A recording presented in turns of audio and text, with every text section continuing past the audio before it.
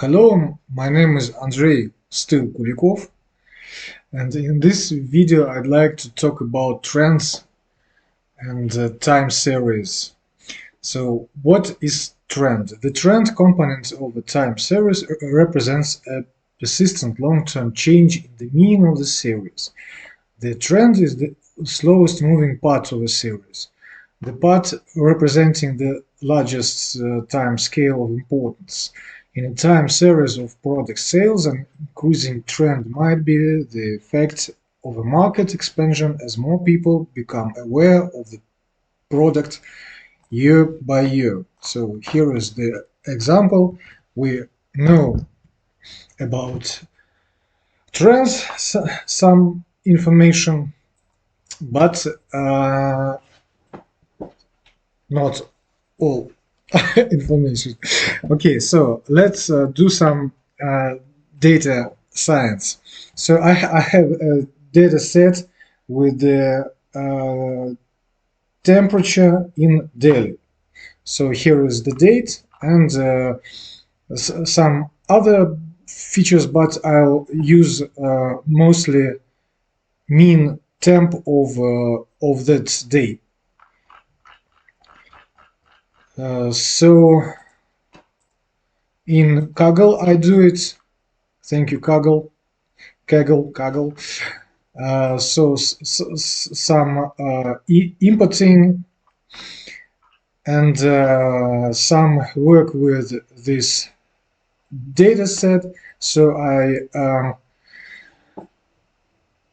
put the type for each column, then I load this data set, pass the date, and there are two types for times for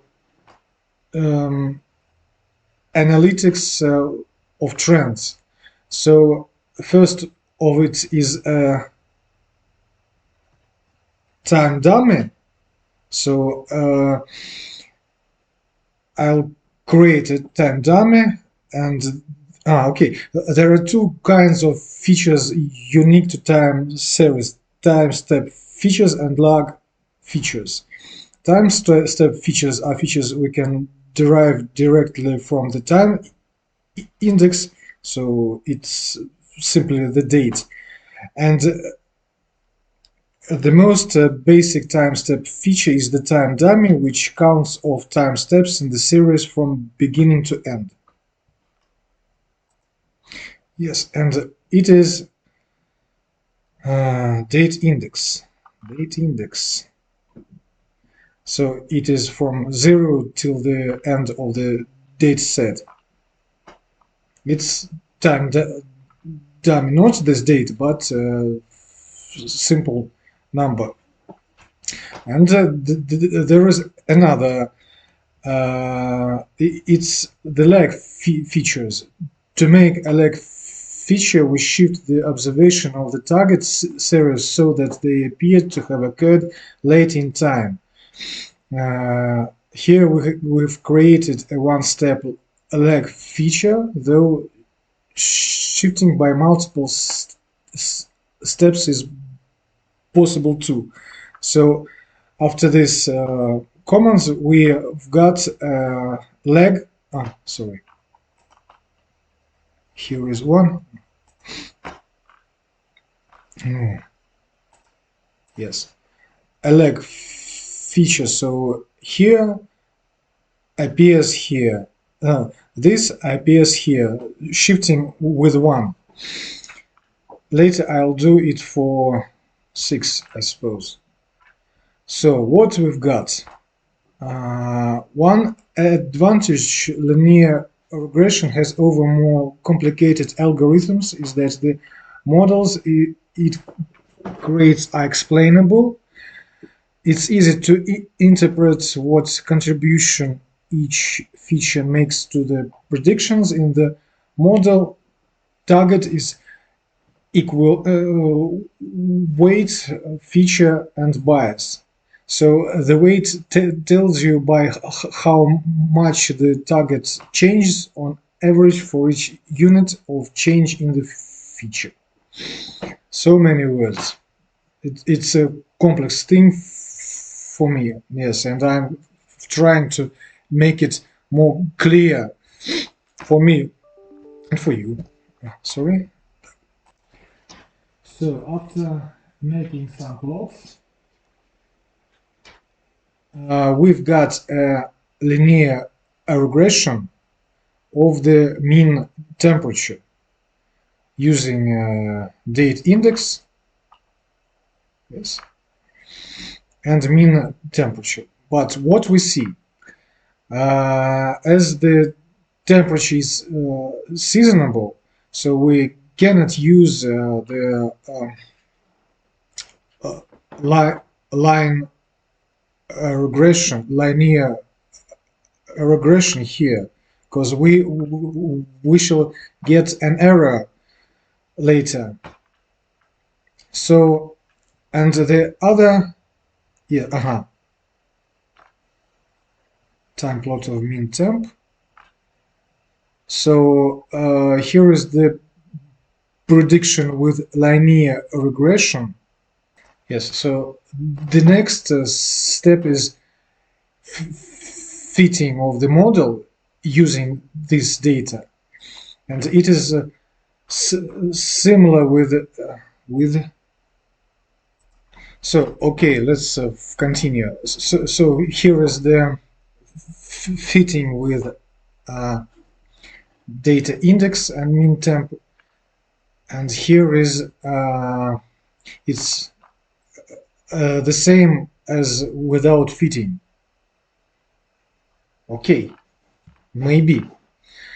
And the other way is to fit a lag feature to mean temp. So we use here also linear regression, but using lag feature.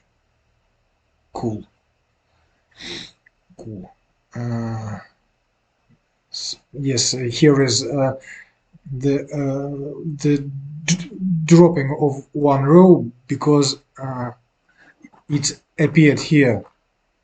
This one. Okay, wonderful. So again, this graph, this plot.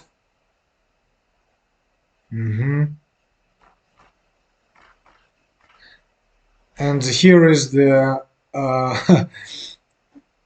for what I don't know, but here is the lag plot that shows us how well we were able to fit the a relationship between the number of vehicles. It's not from here. The not number of vehicles, but the temperature. Okay, temperature. Температуре. So it must have the 45 degrees. So, okay, it works. But the result of it is very bad. So we see here the Maya, the mean absolute error for legs and for linear regression is about 6 and 2. It is big value. Why? Because it takes a trend on the seasonable data. It is not correct. So how can we solve the problem with this error? Let's check the shift. So I'll put here 6. Where is it? 6. What will be? Nothing special. Okay, 6. So here appeared new data. The error will change.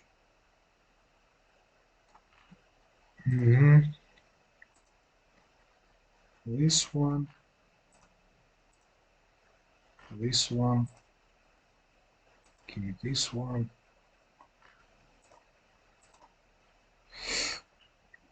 and I suppose it's not 45 degrees already, and here is the same one. I saw somewhere. Ah, yes. You see, the blue and gray are not similar now. So mm, the result changed, but this did not improve, and so let's go further.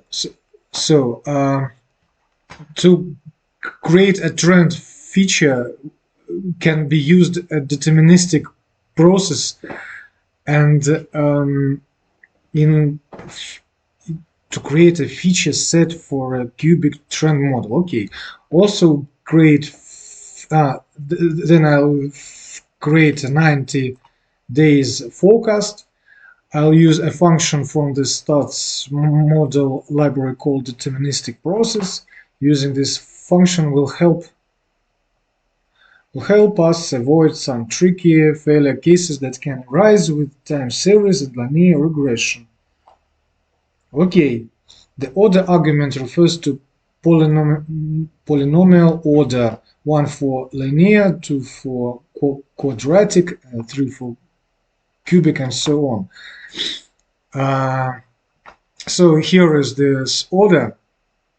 I push 3, yes, here, and when I do it,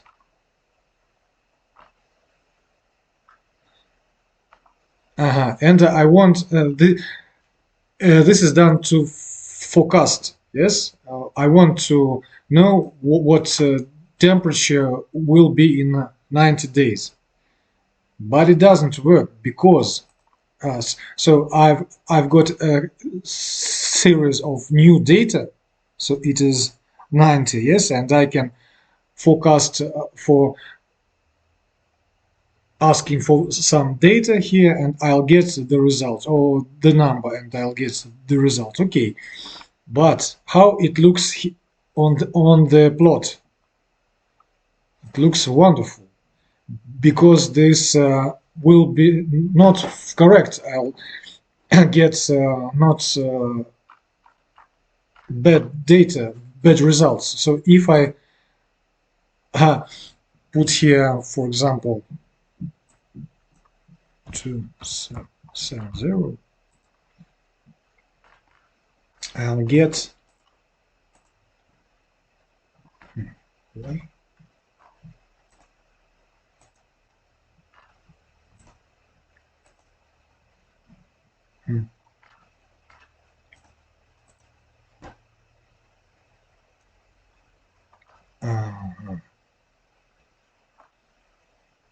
Why is 90 still here?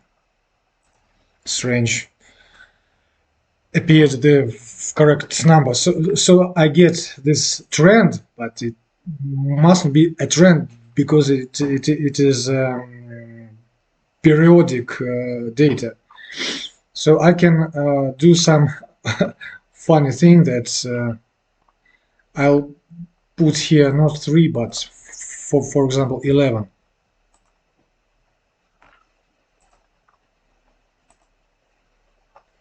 Okay, it will show us. So okay, it doesn't work well. So what is the decision? And the mean value. Okay, is 5. To use the correct methods for periodic data, we have to use Fourier features that are pairs of sine and cosine curves, one pair for each potential frequency in the season starting with the longest. The season starting with the longest. Okay. Fourier pairs modeling annual seasonality would have frequencies once per year, twice per year, 3 times per year, and so on. And in the next video, I hope that I'll show how to choose Fourier features, because it can be different values for this, but let's put them here, and we'll show what, and we shall see a wonderful thing.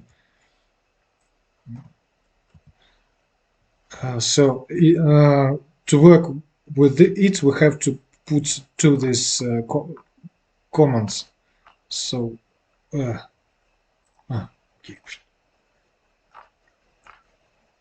And